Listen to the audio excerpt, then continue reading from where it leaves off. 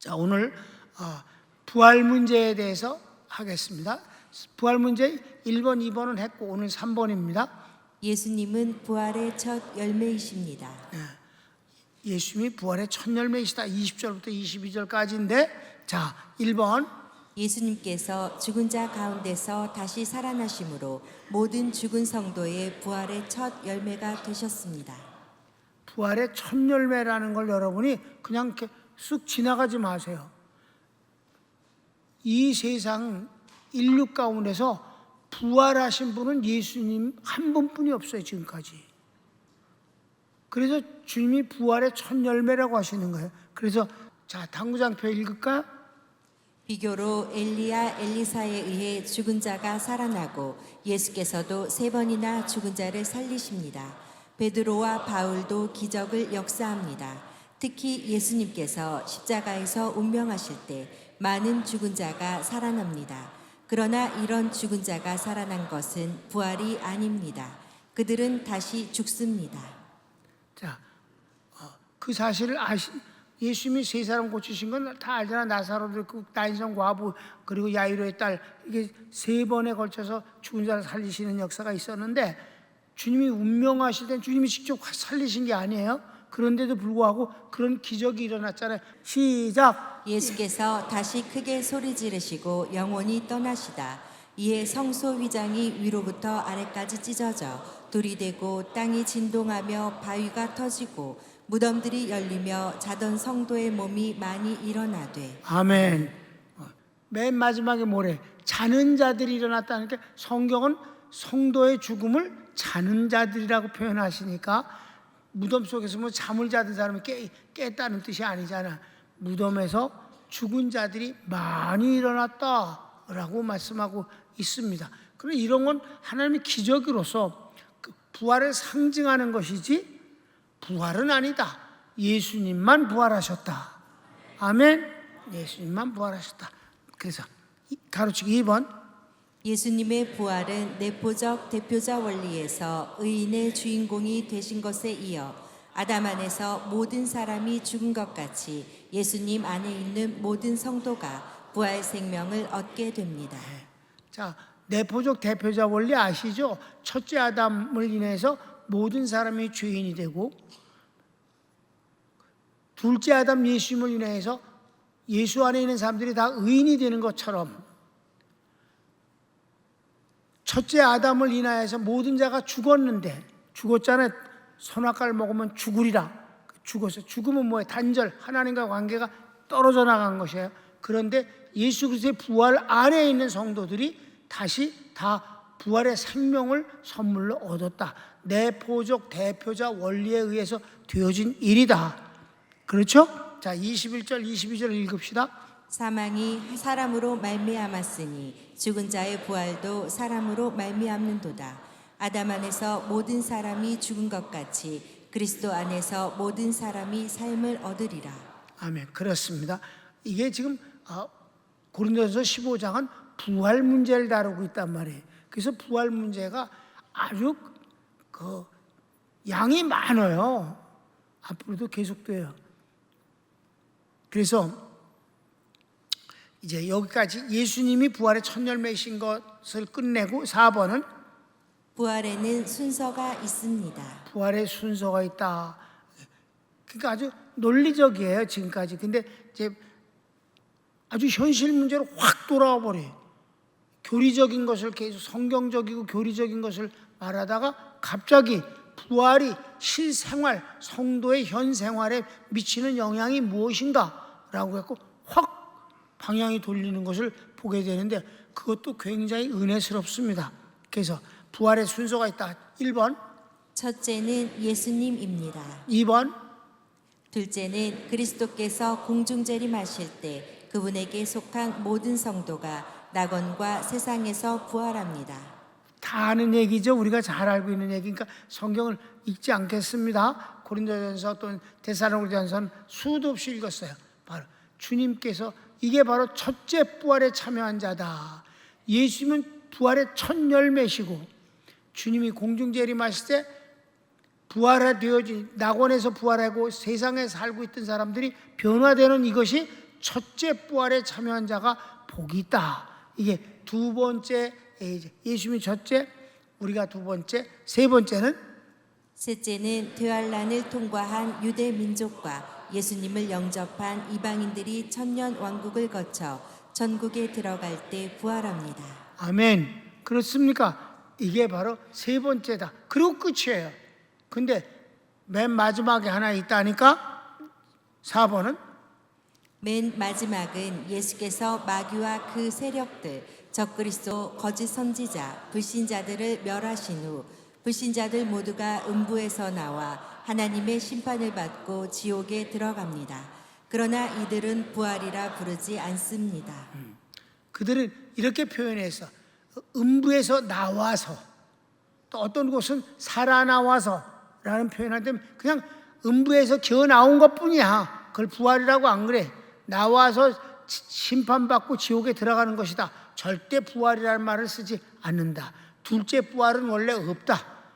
아멘. 첫째 사망도 없고 둘째 사망은 지옥 가는 것이다. 그들은 둘째 사망에 들어가는 것입니다. 근데 성경이 말해 둘째로면 첫째를 하셔야 되는데 첫째 사망은 없어. 둘째 사망 지옥이다. 우리 성경을 이제 읽을 터인데 24절부터 26절까지 본문을 봅시다. 그 후에는 나중이니 저가 모든 정사와 모든 권세와 능력을 멸하시고 나라를 아버지 하나님께 바칠 때라. 저가 모든 원수를 그 발 아래 둘 때까지 불갑을 왕노릇 하시리니 맨 나중에 멸망받을 원수는 사망이니라. 그렇습니다. 자, 순서 예수님, 그리고 첫째 부활에 참여하는 우리들, 세 번째는 환난 통과한 인간들, 그리고 마지막은 부활은 아니고 음부에서 나와서 지옥 가는 애들. 그들 일단 다 나오는 거니까. 그래서 5번 부활하신 예수님은 만물 위에 계시면서 만물 안에 계십니다. 이 제목을 내가 이렇게 만들었는데 있잖아. 본문을 읽어보면요 무슨 말인지 여러분 몰라요 솔직히. 본문부터 보자. 이게 무슨 말인지 한번 설명 좀 해봐 나한테. 시작. 만물을 저희 발 아래 두셨다 하였으니 만물을 아래 둔다 말씀하실 때에 만물을 저의 아래 두시니가 그 중에 들지 아니한 것이 분명하도다. 만물을 저에게 복종하게 하신 때에는 아들 자신도 그때에 만물을 자기에게 복종케 하신 이에게 복종케 되리니 이는 하나님이 만유의 주로서 만유 안에 계시려 하심이라. 뭔 말이야? 뭔 말? 뭔 말인지 설명 좀 해봐. 위에 계셨다, 안에 계셨다. 그러니까 뭐야? 그게 뭐야? 도대체가 설명 좀 해봐요. 이거 골치 아픈 표현 같아도 내용은 간단해요. 복음을 알면 간단해. 하나님이 예수님을 만물 위에 우뚝 세워주셨어요. 그게 바로 부활이요. 혼자 부활하셨어요. 아멘. 부활은 모든 인간들이 다 죽어서 묘가 있는데 주님이 부활하신 자체가 만물 위에 우뚝 세워주신 것이다. 지금 부활 문제를 다루고 있잖아요. 지금 15장에서 우리가 공부를 할 때 절은 그 옆에 절을 연관돼서 해석을 하면 되고 그걸 잘 모르겠으면 한 장을 연구를 하면 그 이유가 금방 나와요. 이걸 독립해서 얘기해서 막 해석을 하려고 그러면 안 돼요. 바로 그거를 하려면 바로 앞뒤 문맥을 통해서 보면 그 말씀이 무슨 말인지 이해가 되는 거예요. 그것도 어려우면 그 한 장 전체를 보면 그 말이 나온 이유를 금방 알게 된다 이 말이에요. 다음 주에 우리가 재미난 걸 공부하는데 죽은 자를 위해서 세례 바른 자에 대한 얘기가 나와요. 그게 있잖아요. 내가 주석을 보니까 칼빈 목사님을 비롯해서 막 유명한 목사님들, 신학자들 10명이 나름대로 막 그걸 그럴싸하게 추정을 하고 상상을 하고 주장을 하는 게 10가지 내용이 나와. 죽은 자를 위해서 왜 세례를 받았냐? 산 사람이. 그거 복잡할 게 하나도 없다. 금방 할 수 있다. 이것도 그래. 만물 위에 있는데 만물 위에 있는 분은 만물 안에 있고 이거 뭐야? 만유의 주가 또 아주 쉽게, 아주 쉬운 건데 표현이 복잡할 뿐이에요. 부활과 연관되면 해석이 금방 되는 것입니다. 왜? 부활 문제를 다루고 있으니까. 아셨습니까? 부활하신 주님이 하나님의 독생자, 곧 하나님의 현현으로서 어떤 일을 하신 것을 인해 하나님이 그런 분임을 우리에게 소개하시고 계시는 분이다라는 거예요. 쉽게 말하면. 쉽지도 않지 지금 한 말이. 그럼 계속 해보면 이제 쉬워져. 1번 하나님께서 예수님을 만물 위에 두셨습니다. 27절이에요. 읽읍시다. 만물을 저의 발 아래 두셨다 하셨으니 만물을 아래 둔다 말씀하실 때에 만물을 저의 아래 두시니가 그 중에 들지 아니한 것이 분명하도다. 유일하게 부활하신 분이다 이 말이에요. 부활의 주님은 만물 위에 계신 분이에요. 아니 저 하늘에 살고 계시다는 뜻이 아니라 지붕 꼭대기에 집을 짓고 사시는 게 아니라 하나님이 그걸 살리셨으니까 만물 위에 독특한 분으로 계시지 않냐 이 말이에요. 부활과 연관되면 금방 이해가 돼요. 자, 그런데 만물 위에 계신 그분은 사실 만물 안에 계시잖아요. 모든 일이. 2번 만물을 예수님께 복종케 하신 하나님께 예수님도 복종합니다. 자, 예수님과 하나님 관계를 얘기해. 하나님은 예수님을 만물 위에 우뚝 세워놓아 주셨는데 그런 하나님께 예수님은 복종하셨다 이 말이에요. 복종하셨는데 그 뒤가 이제 중요해. 이건 이제 28절 낭주 3번 보고 봐요. 만물 위에 계시면서 만물 안에서 그리스도 사역을 완성하신 예수님은 하나님의 현현이십니다. 이게 중요한 거예요. 하나님이 그러니까 결론은 뭔지 알아요? 예수님이 만물 위에 계시고 만물 안에서 역사하시는 것처럼 하나님이 그러신 분이다 이 말이에요. 누가 그런 분이라고? 하나님이 본래 그러신 분인 거를 예수님의 생애를 통해서 부활을 통해서 하나님이 그러신 분임을 증명해 주신 내용이라는 거예요. 그렇게 해석이 되니까 만물 위에 만물 안에 복종케 하고 현양 이게 그 복잡한 말이 정리가 되지 않아요? 즉 하나님께서 만유의 주로서 만유 안에 계심을 나타내신 것입니다. 만물 안에 계신 하나님이 그러신 분임을 예수님이 나타내 주셨다 이 말이에요. 우리가 하나님이 그러시는 걸 모르잖아. 아무도. 왜? 그분이 몸이 있어 소리를 내서 우리에게 말씀해 주셔. 볼 수도 들을 수도 없는 하나님이 만물 위에 계신 정말 영광 중에 계신 하나님이 우리와 함께 계심을 어떻게 알게 되는가? 예수님을 통해서 하나님이 그러신 분을 알게 해주셨다 이 말이에요. 그래서 설명을 한 거예요.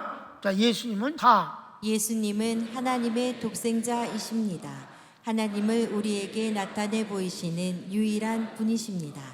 하나님은 창조주이시면서 피조물 안에서 섭리하시는 주님입니다. 아멘.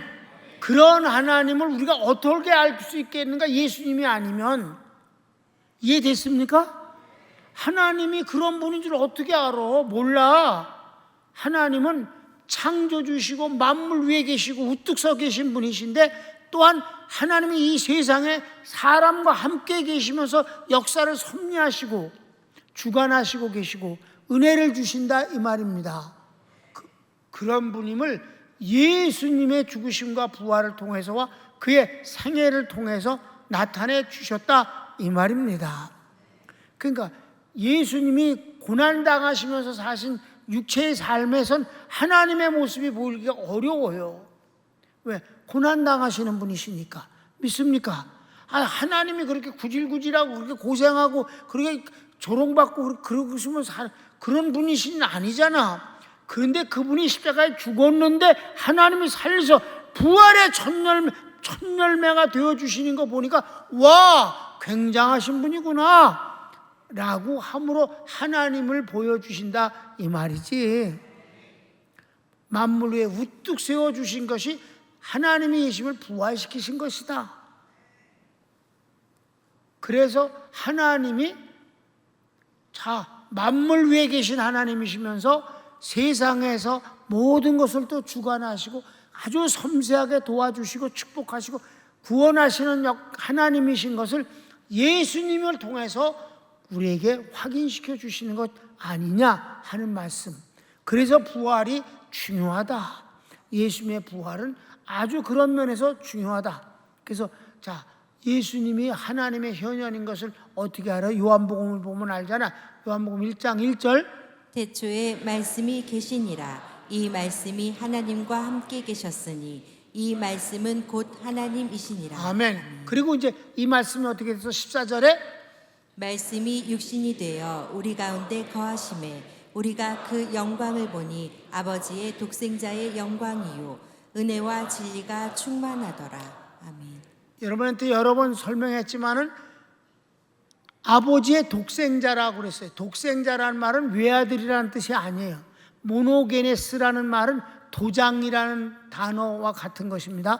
마치 하나님이 눈에 안 보이는데 하나님이 우리에게 도장을 찍으셨다.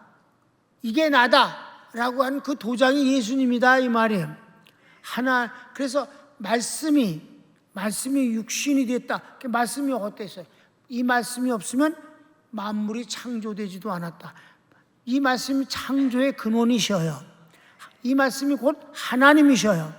근데 그 하나님이신 예수님이 사람이 되어 이 땅에 오셨는데 그분이 바로 독생자다.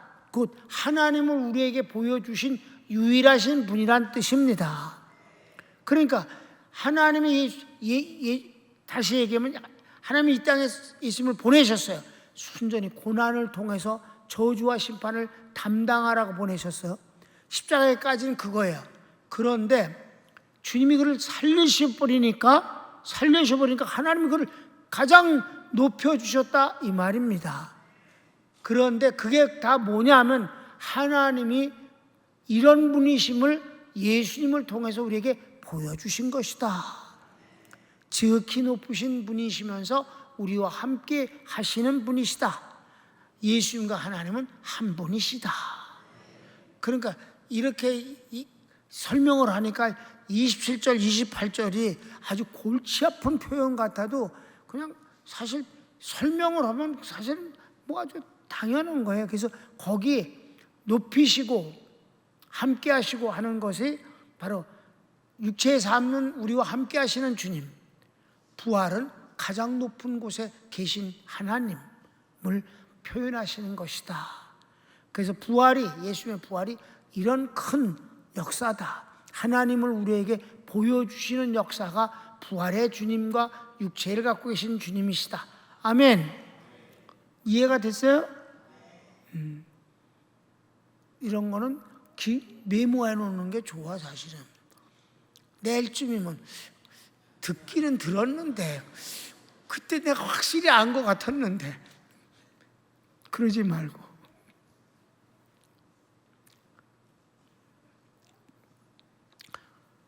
맨 마지막 부분이 좀 복잡해도 아주 귀한 거예요. 예수님이 하나님을 우리에게 보여주신 분이시다. 어떻게? 가장 높으신 분이면서 우리와 함께 하시는 분이시고 역사의 주관자이시다. 예수님이 없으면 하나님을 어떻게 우리가 알았을까? 예수님의 삶을 통해서 부활을 통해서 하나님을 알게 되지 아니하였는가? 그 앞부분에 예수님은 첫째 부활의 첫 열매고 그다음에 부활엔 순서가 있어서 예수님 그리고 공중 재림하실 때 하는 거 그리고 마지막에 통과한 인간들이 천년왕국 거쳐서 천국 갈 때 부활 이런 건 다 뻔히 아는 얘기고 그리고 마지막은 이제 부활은 아니고 그냥 음부에서 나와서 지옥 들어가는 놈들 마지막이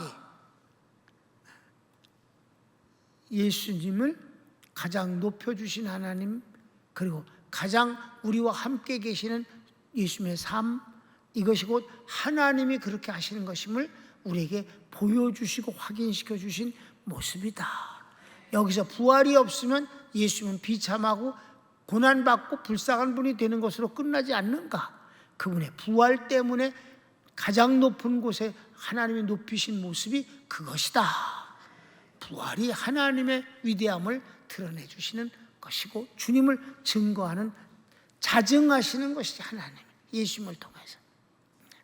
다 잘 알았다고 나는 믿겠습니다. 복음이야, 복음.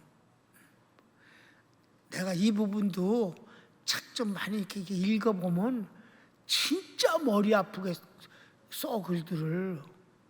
말이 되는 것 같은데 너무 어려워. 아주 쉬운 건데. 예수님이 하나님의 현현이시다 하면 되는 건데. 모노게네스라는 단어만 알면 금방인데.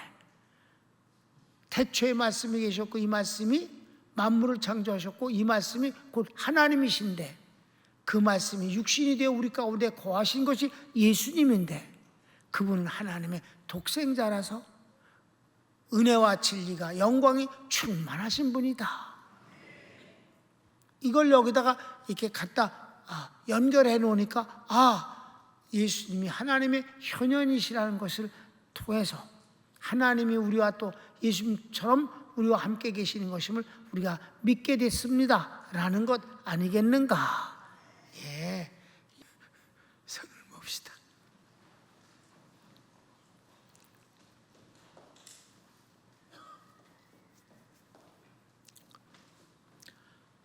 사랑하는 여러분,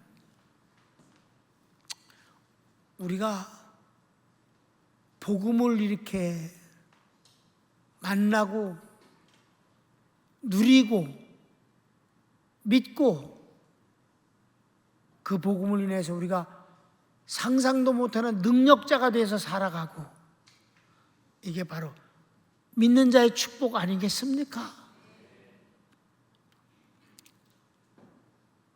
하나님이 예수님 때문에 하나님이 되시고 우리 또 예수님 때문에 하나님의 자녀가 되지 않았습니까? 주님을 사랑할 수밖에 없습니다. 다 같이 주여 한번 부르기도 합시다. 주여.